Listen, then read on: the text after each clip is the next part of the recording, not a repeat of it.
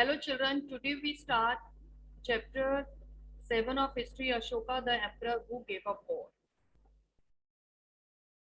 So the story begins with the Roshans who clutched the crispy notes that her grandfather have given her on her birthday. While she badly wanted to buy a new CD, she also wanted to just see and feel the brand new note.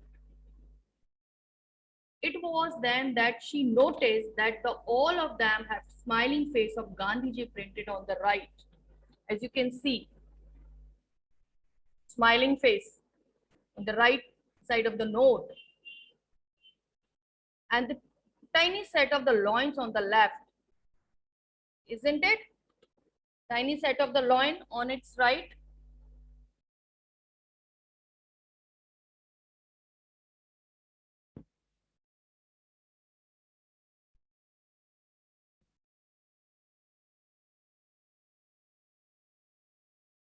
What were the loins there for? She wondered. Why the loins on each currency of a country? What is the importance of this? So here we come to know and get information about it. Here you can see the loin symbol, a very big kingdom and empire. So the empire are group of countries or the areas, provinces that is governed by one. Okay, a loin that we see on our note, as you can see in my hand, and coin have a long history. And as you can not only notes and also on coin, you can see this loin statue, the pic of this loin statue. That is carved on in stone and placed on the top of the massive stone pillar at Sarnath. Ashoka, if we talk about the Ashoka, as you can see the picture, the Ashoka the Great was the greatest ruler known into history, and on his inscription were inscribed on pillars as well as on rock surface. Before we find out what was written in this inscription, let us see why the kingdom was called an empire. For that, I tell you about the Mauryan. The Mauryan established the first ever empire in the history of India. It was called the empire. Why it is called the empire? The question is here. Why its kingdom was called an empire? Because it was much larger than a kingdom and was spread over vast area. That is why it is called empire. The Mauryan controlled more land than any previous ruler or dynasty.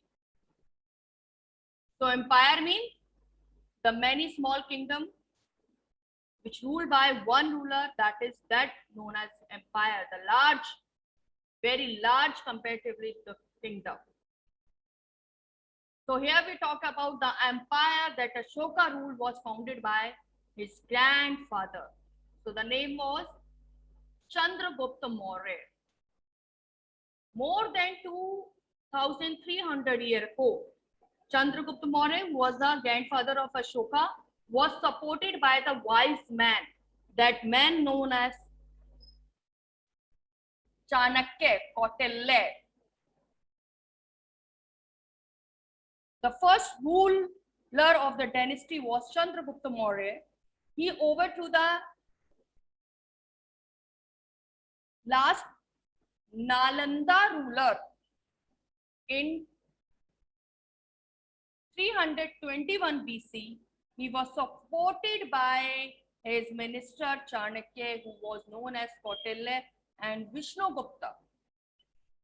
So he defeated, the Chandragupta Maurya defeated Nalanda. Then he became the ruler on the instruction and advice of his minister Chanakya, Kautilya, Vishnugupta. Chandragupta first conquered Magad. As you know, where is the Magad? In last chapter we did it. Next, he defeated Seleucus Nicator and the journal, who was the journal of Greek king Alexander. Thereafter, he tried to strengthen his control over the other part of the northern India.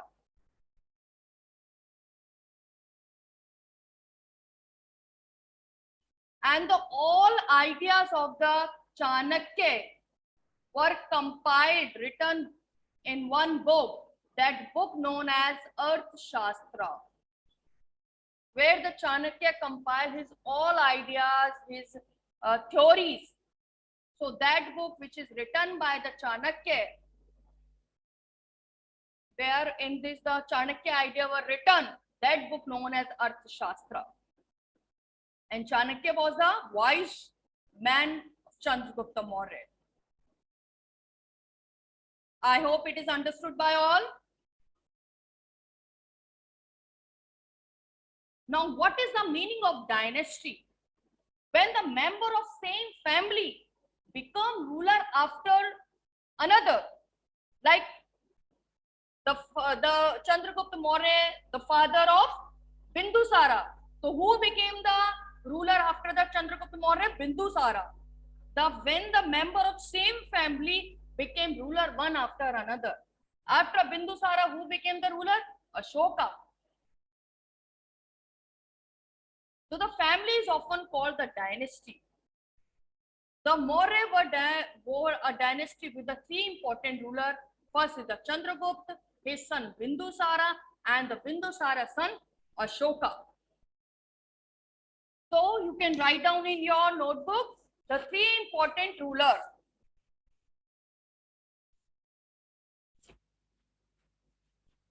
Three important rulers.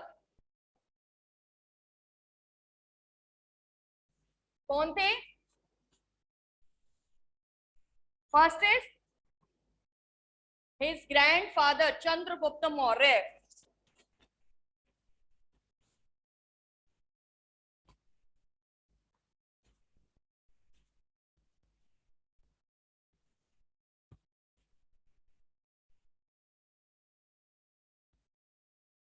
Three important rulers of which dynasty? Mauryan dynasty. So they belong to which dynasty? Mauryan dynasty.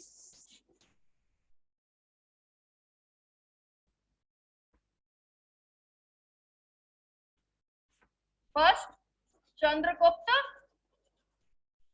First is Chandragupta Maurya. Okay. Then next, his son named Bindusara. Bindusara. And Bindusara's son was Ashoka. So very important, well-known ruler of this dynasty was Chandragupta. Then next one is Bindusara, and the third one is Ashoka. Everyone underline the definition of dynasty.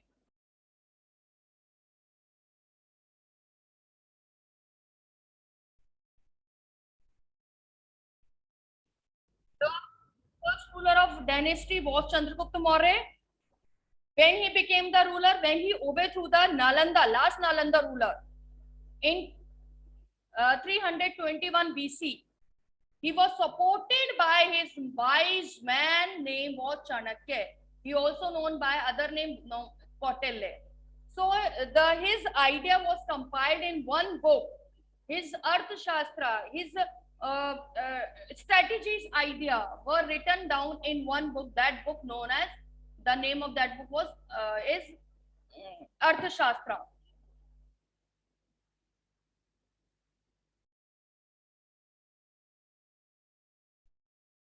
Now, he defeated the Seleucus Nicator. Who was Seleucus Nicator? The Megasthenes was the ambassador of Seleucus Nicator. He lived in the court of Chandragupta for many years. And the Seleucus Nicator, journal of Greek king Alexander. After that, he strengthened his control the vast part of northern India, Chandragupta Maurya. I hope it is understood by all. Now come to move on the next page.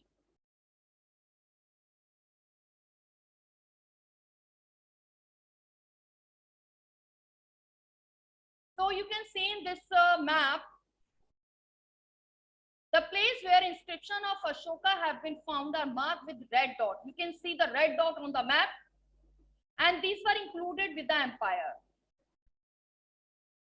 There were the several cities in the empire marked with the black dots on map. These included the capital Patliputra, Takshila and Ujjain. Yes, so there were that time the Mauryan Empire had three capitals. The main capital was where the ruler ruled.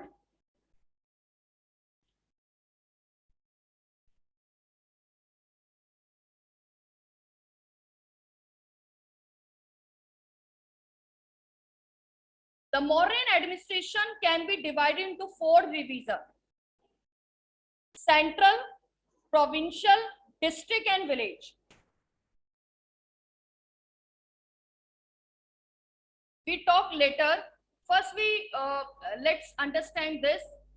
So the several cities in the empire, the group of cluster of the several cities include that is known as empire.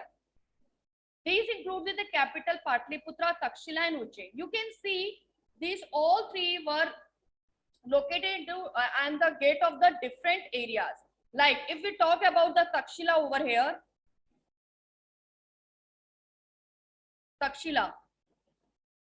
Okay? So Takshila was the gate of way of the northwest. This is northwest direction, including Central Asia. Those came from this direction northwest, they reached Takshila. From Takshila, they enter in India.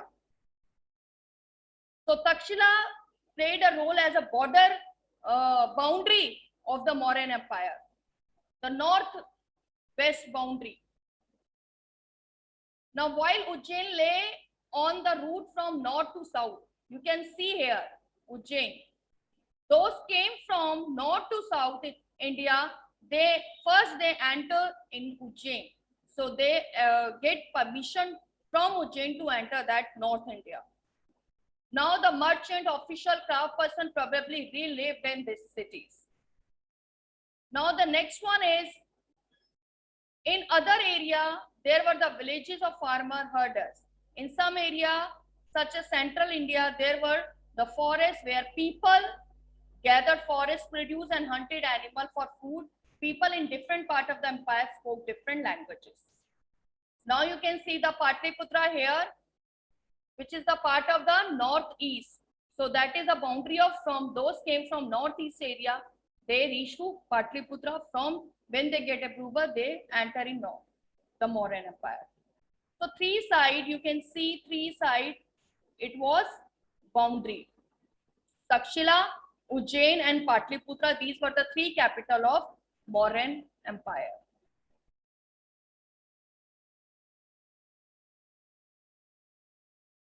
Now in the Mauryan Empire, different professional, different kind of spoke in language people lived. And they probably different kind of, they were also habit of different kind of food habit, different kind of clothes. As you can see, because the area are different, the landforms are different. Here, the Takshila, the land where the mountainous area, the land of three rivers. So the taste of these people, the language spoken by these people are different compared to Ujjain and Patliputra.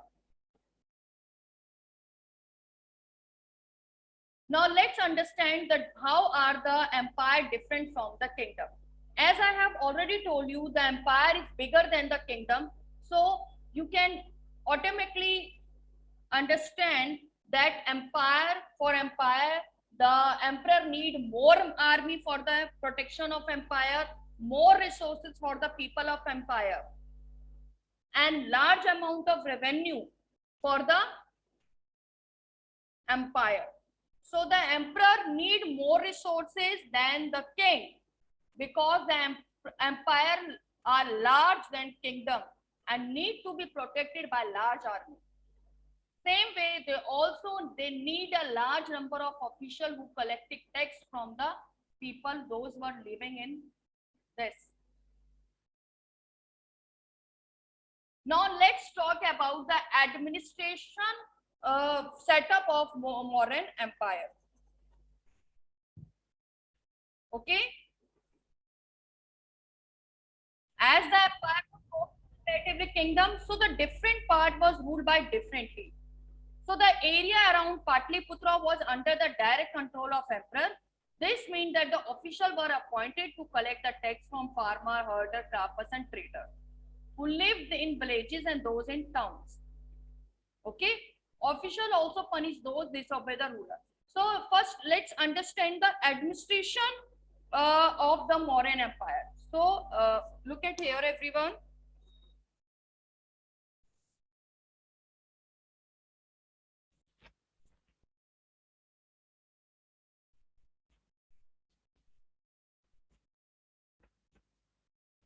Mauryan administration.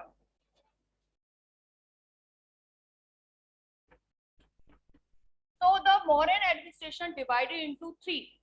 First is central.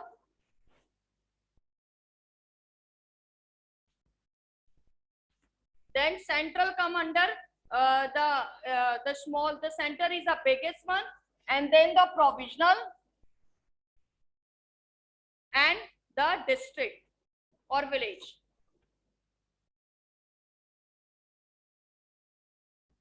Provincial, district, and okay.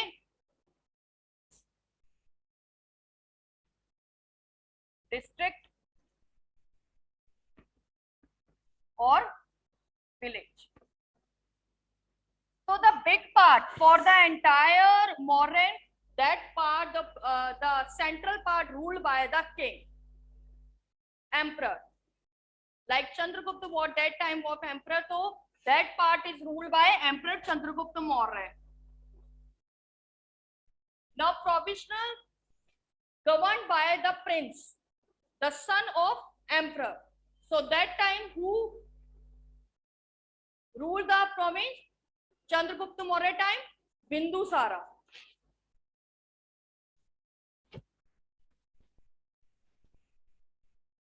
And the district and village governed by the official appointed by the emperor. Fine. So the Patliputra was the capital, the main capital, which was directly under control of the emperor. The collection of tax, for the collection of tax, they appointed the many officials who collected the tax, who maintained the law and order in the provincial, in the center, sorry. They collected the tax from the farmer, herders, staff person, and traders.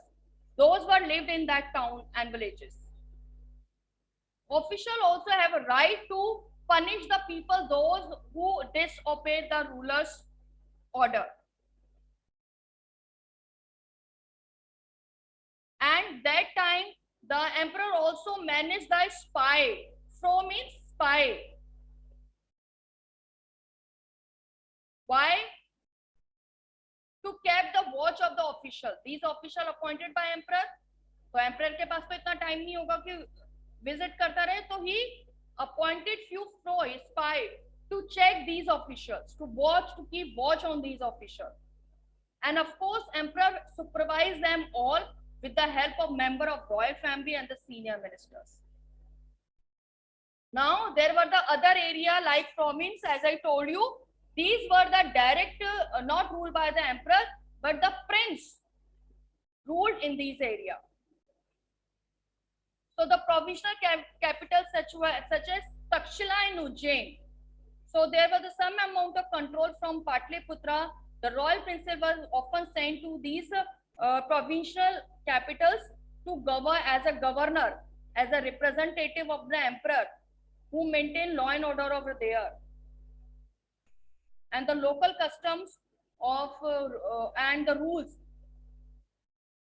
declared by the emperor followed in these area provincial capitals.